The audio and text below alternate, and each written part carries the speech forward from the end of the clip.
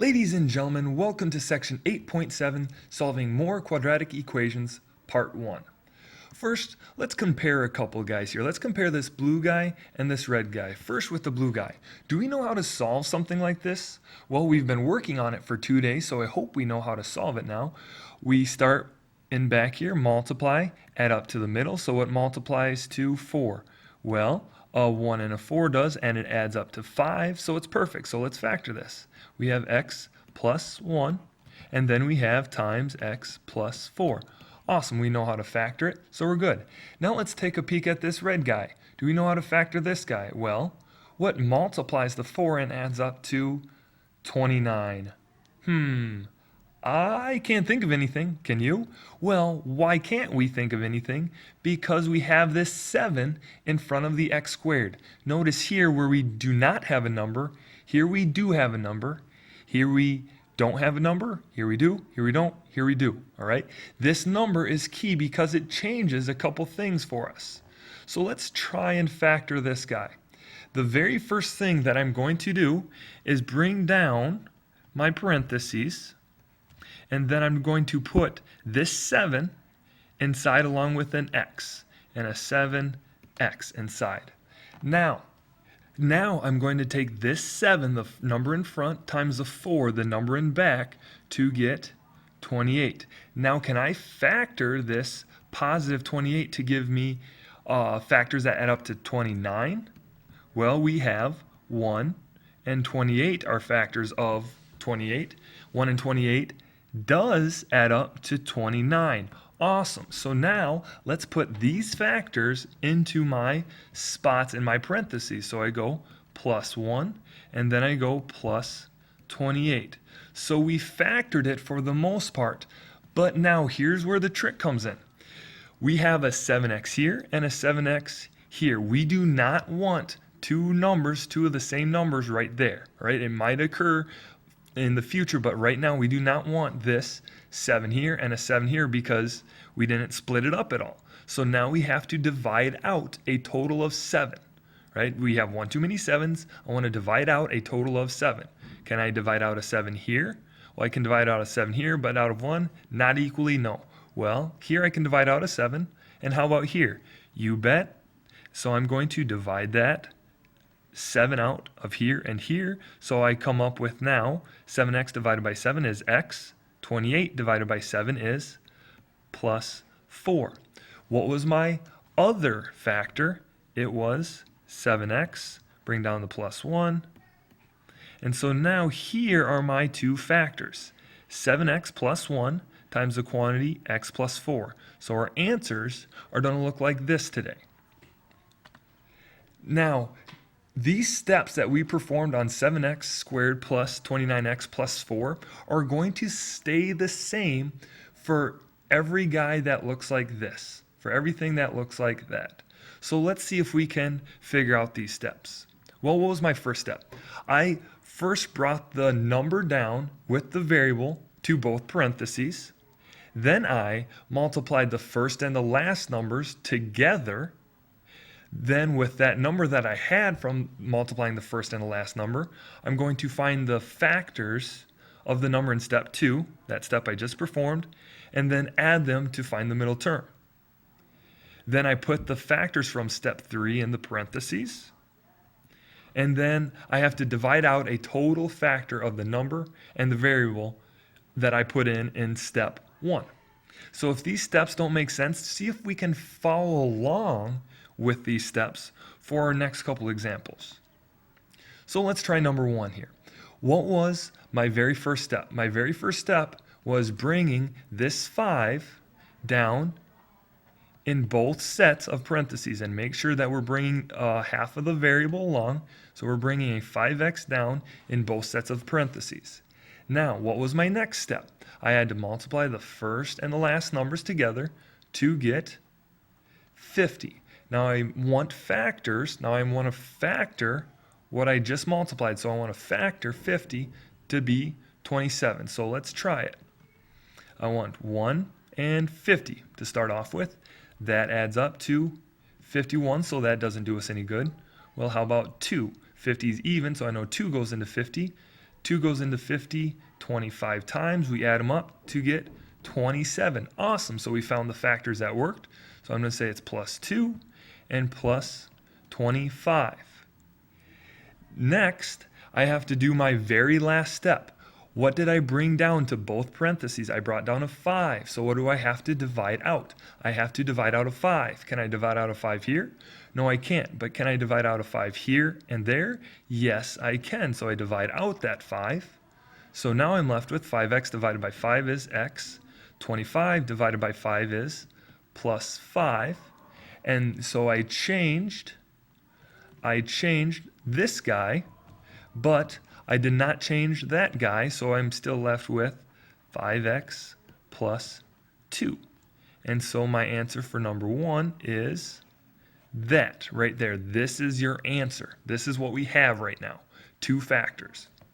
Number 2, again, let's follow our steps. The very first thing we want to do is to bring the 24x down into each set of parentheses. Now, what's my next step? I want to multiply the first number times the last number if they're in order. So 24 times 3 is 72. So now let's start finding some factors of 72, but that add up to a negative, 22. So if they add up to a negative, but multiply to a positive, I know that both of my factors have to be negative. So 72 is even, so I'm going to start with negative 2. And negative 2 goes in there negative 36 times. And so now that equals, and I'm running out of room over here, but hopefully we see that equals negative 38. And so that obviously doesn't add up to negative 22. Well, let's just jump right to 4. How about negative 4? That goes in there negative 18 times.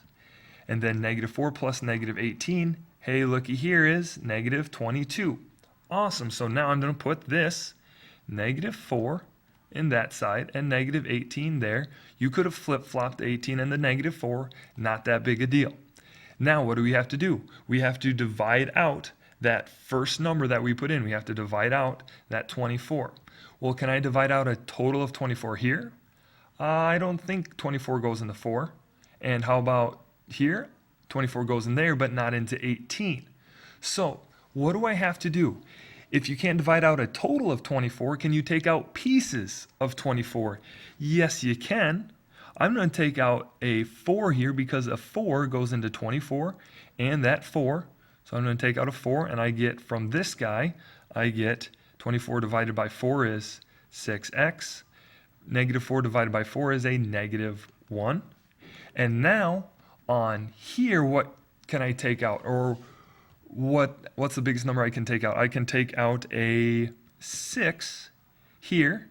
So now I'm going to be left with 24 divided by 6 is 4x. 18 divided by 6 is 3. So I'm left with a negative 3. Now here's the cool part. What do 6 and 4 multiply to?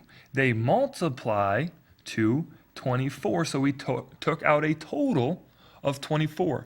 That's where on that last step where it says divide out a total factor of the number you first put in, we divided out a total factor. We divided out that 24 that we put in right away.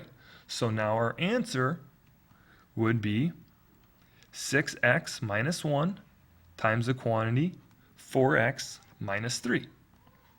Let's try some more. Again, in number 3, what's our very first step that we have to do? We go 10y, put it in parentheses right away, and 10y. What's our next step? First number times the last number to get 300. Now it's kind of a bigger number, all right? And we have to add up to a negative number. We multiply to a positive, add up to a negative, so now I know both numbers are going to be negative.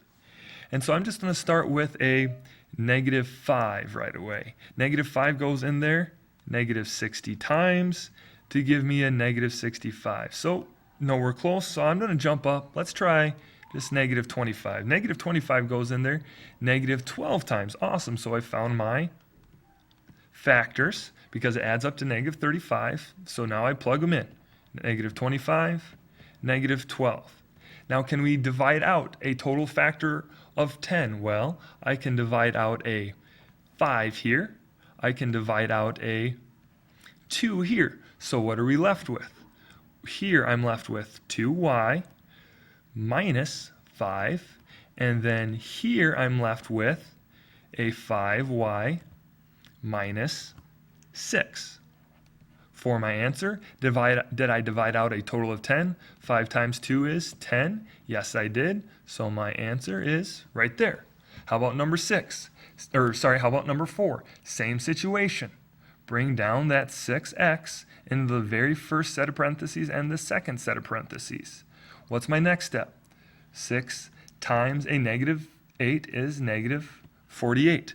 What are my factors that work? Well, now I have a negative 48 that add up to positive factors of 22. So in here I have negative 2 and 24.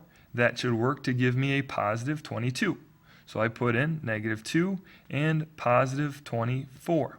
Now, can I take out a total of this 6?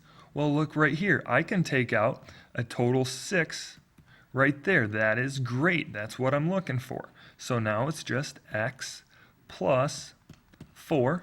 Bring down your other guy, so it's going to be 6x minus 2. Well, now if we study these a little bit more, look at this blue guy. Do we have any common factors between a 6 and a 2?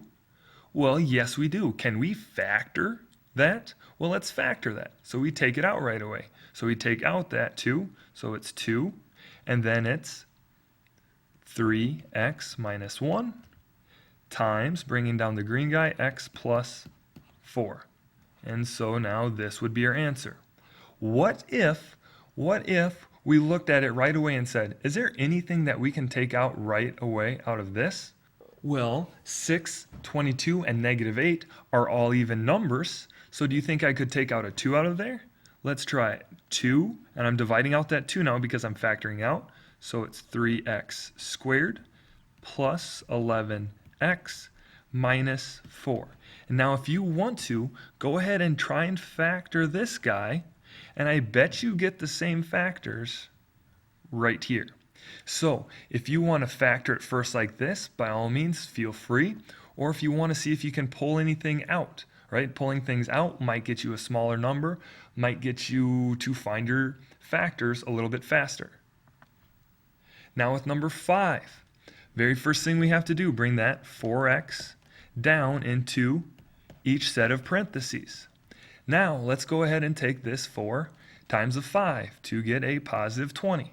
Well, now can we find factors of 20 that add up to a negative 3? So both these numbers have to be negative. So let's go negative 1 and negative 20. Well, that adds up to a negative 21, so that doesn't work. How about a negative 2 and a negative 10? That adds up to negative 12. That doesn't work. How about negative 4 and negative 5?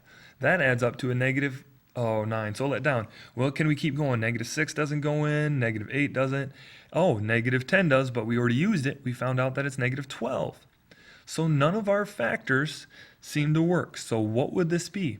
This would be prime. And what kind of prime would it be? It would be a prime polynomial, which leads us into our vocab word. A prime polynomial is a polynomial that cannot be written as a product of two polynomials with integral coefficients.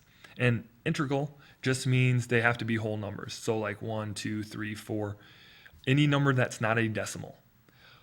But that does it for section 8.7, solving more quadratic equations, part 1. Good day.